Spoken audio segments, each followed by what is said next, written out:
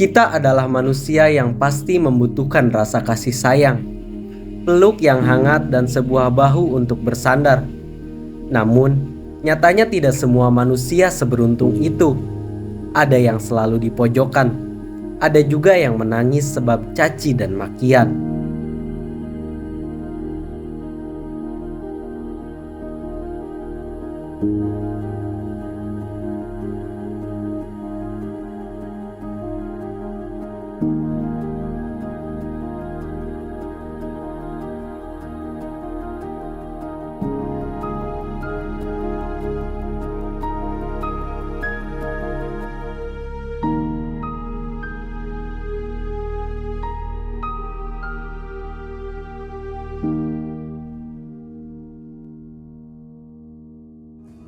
Pagi hari entah kenapa begitu sangat semangat sekali. Sampai tiba-tiba pikiran saya selalu bertuju pada satu titik, yaitu gunung yang berada di Jawa Tengah dengan ketinggian 3.428 mdpl, lebih tepatnya Gunung Slamet. Pemberangkatan kali ini saya tidak sendiri. Dari rumah saya ditemani oleh kerabat saya. Juang adalah Sanaji yang dulu pernah menemani saya mendaki ke Gunung Gede dan Gunung Karang, lalu ikut ekspedisi 7 hari pada saat itu. Juang biasa dipanggil dengan julukan nama pendeknya Aji. Pendakian bersamanya saya tidak pernah bisa sesering itu. Juang juga memiliki kegiatan padat. Dalam 1 tahun hanya bisa mendaki 1 gunung. Kata Juang, bukan karena tidak ingin sering mendaki, tapi Juang harus bekerja keras untuk menghidupi ketiga anaknya. Eits, salah. Aji kan belum punya istri, apalagi anak. Hehehe. Dalam pendakian yang paling saya senangi adalah bagian packing dan ketika di perjalanan. Mungkin setelahnya adalah nikmat, yang akan kita dapatkan adalah pengalaman. Dari Banten saya mengambil jalur tengah. Yang saya lewati adalah kota Bogor, kota Bandung, kota Tasik, Banjar, lalu ke Purwokerto. Jalan sedikit ke Purbalingga. Setelah di Purbalingga, kita sudah sangat dekat dengan base camp Gunung Slamet. Namun, kedatangan saya di Purbalingga pada malam hari, perkiraan jam 2 malam.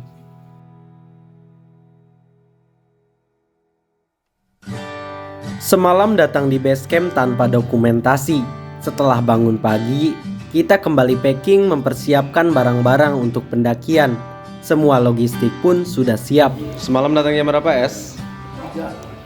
Jam 3 ya. Jam setengah 3 kita datang ke base camp. Terus istirahat paling beberapa jam, ini udah bangun lagi ya. Sekarang udah ada jam 7. Oh, udah jam 8 ini. Mantap emang. Setelah simaksi selesai, kita semua berdoa sebelum melakukan pendakian. Karena itu sangat penting sekali. Siap berangkat ya, Bang? Berangkat lah. Semangat. Ini mau kemana, Bang? Mau kemana? Ini juga salah satu hal yang saya senangi. Dengan rencana hanya mendaki berdua. Tetapi tadi malam setelah saya datang ke base camp sebelum tidur, saya sempat berbincang bersama 5 kerabat baru. Juang adalah Aldi yang memiliki julukan Ahong. Pendakian Bang Aldi tidak sendiri. Dia bersama 3 kerabatnya, yaitu Bima, Rifki, dan Naupal. Mereka berempat hidup di negara masing-masing. Bang Aldi tinggal di Jakarta. Bima, Rifki, dan Naupal tinggal di Bogor, tepatnya di Ciampea. Ada satu manusia yang sangat keren, Juang yang berasal dari Jakarta yang bernama Iqbal, yang katanya Juang ingin mendaki Gunung Slamet sendirian. Juang mendaki bukan karena memiliki libur dan punya budget yang banyak. Lebih tepatnya, Bang Iqbal ingin menikmati hidupnya, bisa dibilang healing, untuk menghilangkan rasa pusing. Gimana? Udah nyampe di ketinggian 1800.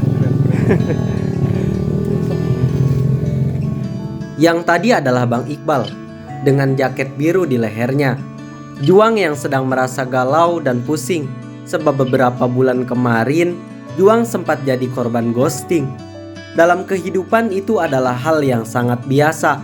Kalau kita di ghosting, Mungkin secara tidak sengaja kita pernah ngeghosting. Maka bersabarlah, karena itu hal yang sangat wajar. Basecamp yang tadi malam kita singgahi sudah berada di ketinggian 1300 mdpl. Dan di pendakian ini kita sudah berada di ketinggian 1800 mdpl.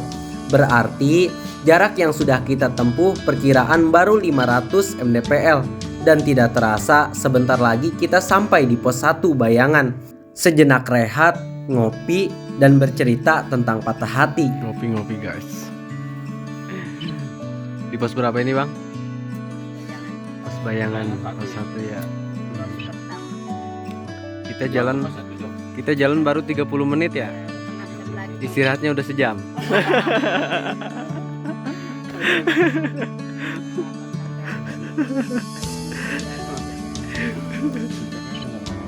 Iya, aman. Kirain pindah ke dia. Gede. Bukan capek, sedih.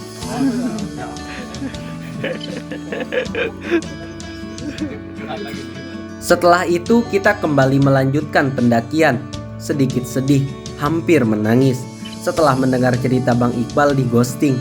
Ternyata kali ini hantu kalah seram dengan ghostingan. Yang sabar ya Bang Iqbal, karena yang terbaik adalah pilihan Tuhan. Di pendakian ini kita semua tidak bisa sembari lari. Malah kita harus merayap perlahan, sebab trek pendakian ini sangat melelahkan. Tanjakan yang tiada ampun hampir membuat kita ingin kembali turun. Kali ini di bagian dokumentasi hanya saya sendiri, sedangkan mereka saya biarkan untuk fokus mendaki. Sebenarnya saya belum berani meminta tolong kepada mereka karena pertemanan kita belum seberapa. Pertemuan yang singkat sebenarnya sudah membuat pertemanan ini terlihat begitu erat, dan ini hal yang wajar.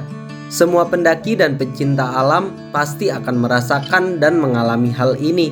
Namun, masing-masing pendaki membawa pulang cerita dan pengalamannya yang berbeda.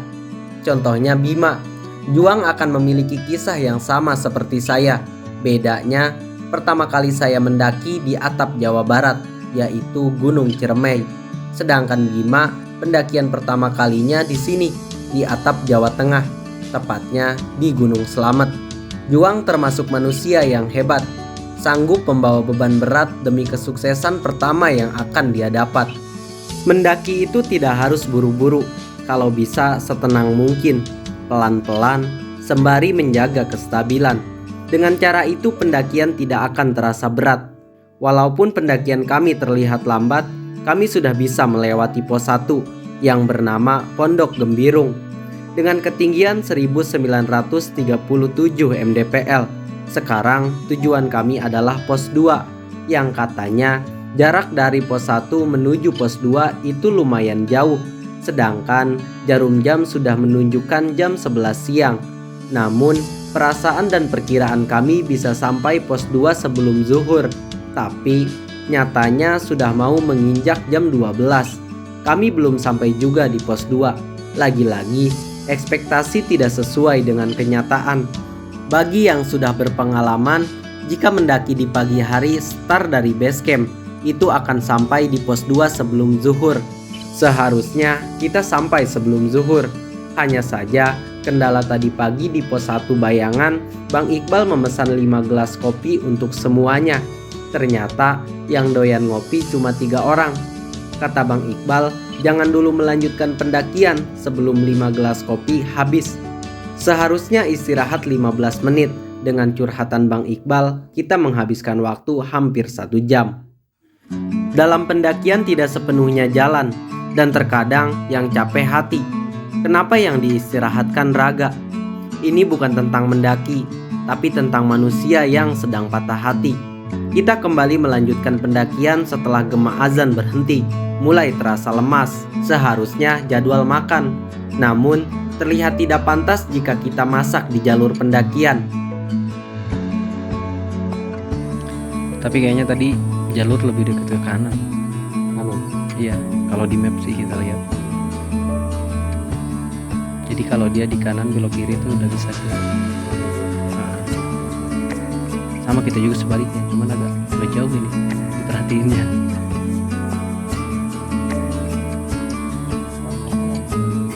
menikmati ya. Menikmati ini apa namanya? Gudang garam filter.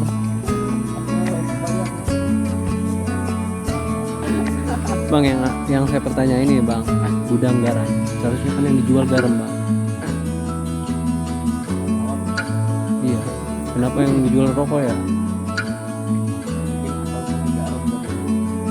Apa rokok ini dari garam? Laut dari mana Bang? Dari tadi laut ada.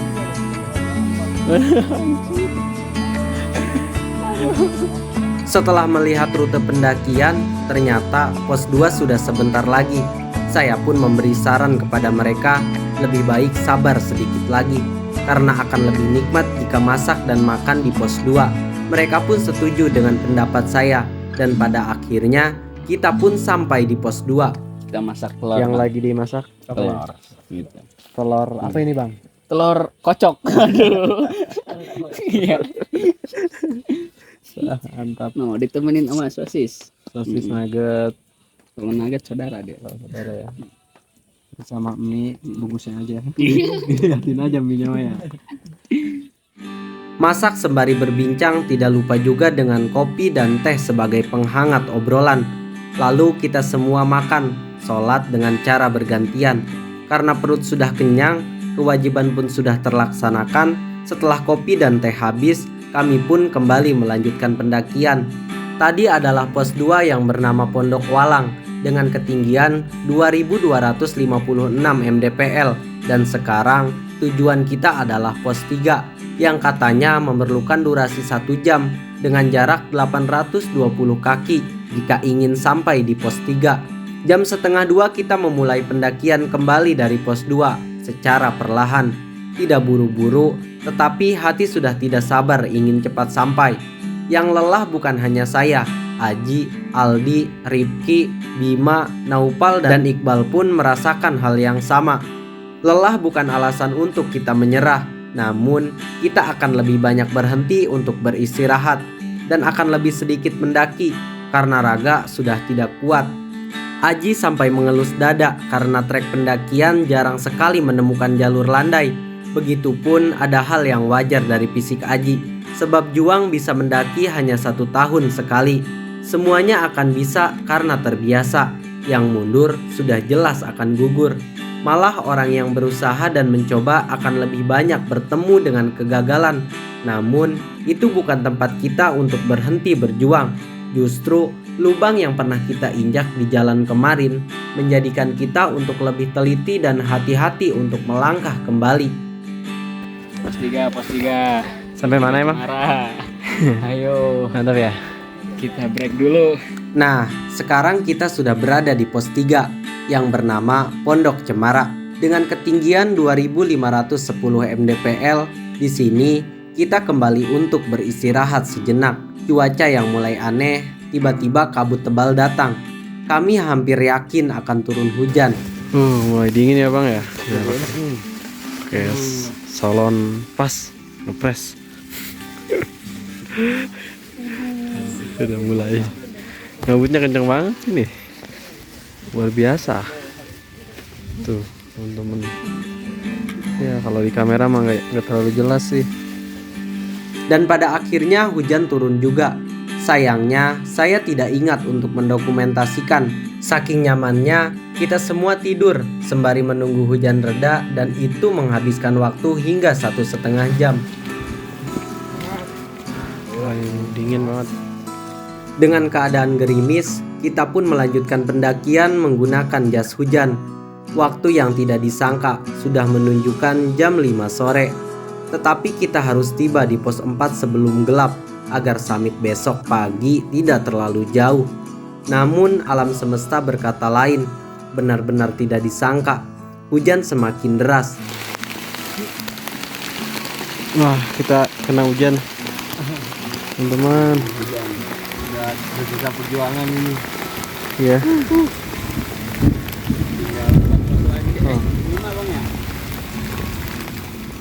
Gunung Selamat bagian 1 cukup sampai di sini. Jangan lupa tonton part 2-nya. Bersambung.